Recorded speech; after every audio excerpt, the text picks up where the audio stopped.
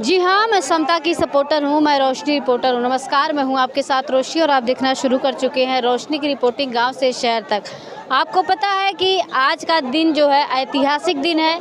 मान्यवर साहब की पुण्यतिथि दिवस के उपलक्ष्य में यहाँ पे एक बहुत बड़ी जनसभा बुलाई गई थी, एक बहुत बड़ी रैली हुई थी, महारैली, महाकुंभ, जिससे लोग तमाम शब्दों से नवाज रहे हैं। और आपको बता दें कि तमाम लोग आ भी रहे हैं और एक तरफ लोग जा भी रहे हैं।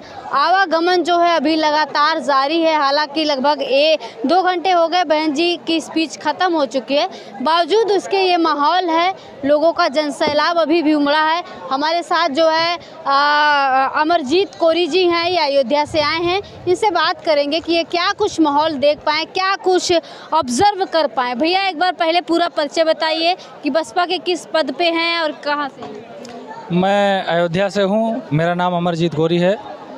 मैं विकास नगर सेक्टर का सेक्टर अध्यक्ष हूँ। मैं उस सेक्टर का सेक्टर अध्यक्ष हूँ जिससे तेज तदार जो हमारे विश्वनाथ पाल साहब प्रदेश अध्यक्ष हैं, मैं उसी सेक्टर से सेक्टर अध्यक्ष हूँ, जो कि हमारे बगल में ही है। हमारे पिताजी के साथ राजनीति शुरू किए थे, आज प्रदेश अध्यक्ष हैं। अच्छा, इनके पिताजी के साथ राजनीति शुरू किए, आज बड़े मुकाम पे हैं, प्रदेश स्तर पे हैं। आज पूरी रैली को देखने के बाद क्या लग रहा है, क्या कुछ समझ में आ रहा है कि ये जो तस्वीरें हैं ये क्या बयां कर रही हैं? आज की रैली देखने के बाद मुझे स्पष्ट रूप से ये समझ में आ रहा है, जो हमारा समाज भटक गया था। साफ बात है कि हमारे समाज का 10% वोट करीब सपा में चला गया था, क्योंकि उसका एक डाटा है।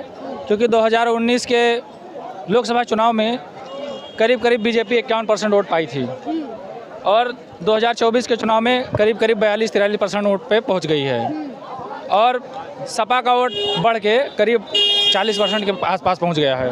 आप बड़ी बारीकियों से सोशल मीडिया पे बहुजन समाज की बातें रखते हैं, बहुत ही बारीकी से आंकड़ा भी निकाल के रखते हैं।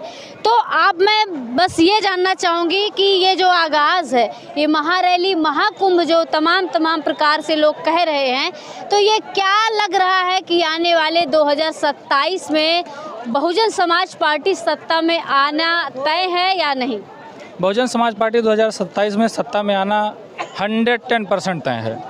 इसलिए तय है, लेकिन अगर हाँ जी बताएं किस लिए? इसलिए तय है क्योंकि जिस प्रकार से कांग्रेस ने और सपा ने एक नैरेटिव सेट किया कि संविधान खत्म हो जाएगा, संविधान के नाम पे, बाबा साहब के नाम पे हमारे भोले भाले एससी समाज जो भावनात्मक रूप से संविधान और बाबा साहब से जुड़ा हुआ है, उसको बरगला ले गया और कहा कि बीजेपी को सत्ता से उखाड़ फेंकना है तो इसको किसी भी कीमत पे हराना होगा। अच्छा, चलिए, जो लोग कह रहे थे बसपा जो है भाजपा की बी टीम है और भी तमाम प्रकार के आरोप लगाए जा रहे हैं, उस पर क्या है, आप जो है लोगों को स्पष्ट करना चाहिए?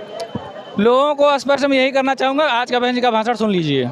बहन जी जो अच्छा कार्य करते हैं सरकार में उसकी तारीफ भी करती हैं और अगर गलत कर रहा है तो उसका विरोध भी करती हैं। बहन जी ने लगातार कई मुद्दों पे बीजेपी सहित कांग्रेस सपा तीनों को घेरा है और आज के भाषण में बहन जी ने देश का ऐसा कोई मुद्दा ही नहीं था जिसको छुआ नहीं, लेकिन बस उन्होंने कहा कि वर्तमान की सरकार, इससे पहले की रही सरकार और सपा की सरकार। तो लोगों को ये लगता है कि बीजेपी पे हमला नहीं बोल रही, वर्तमान की सरकार किसकी है? बीजेपी की है। तो उन्होंने कहा कि बीजेपी की सरकार में जो बाबा लोग हैं वो अनाप शनाप संविधान के बारे में बोलते हैं और अगर ऐसा बोल रहे हैं तो हम उनके खिलाफ बैठेंगे, चुप नहीं बैठेंगे। हम संविधान को बदलने नहीं देंगे, हम उसके खिलाफ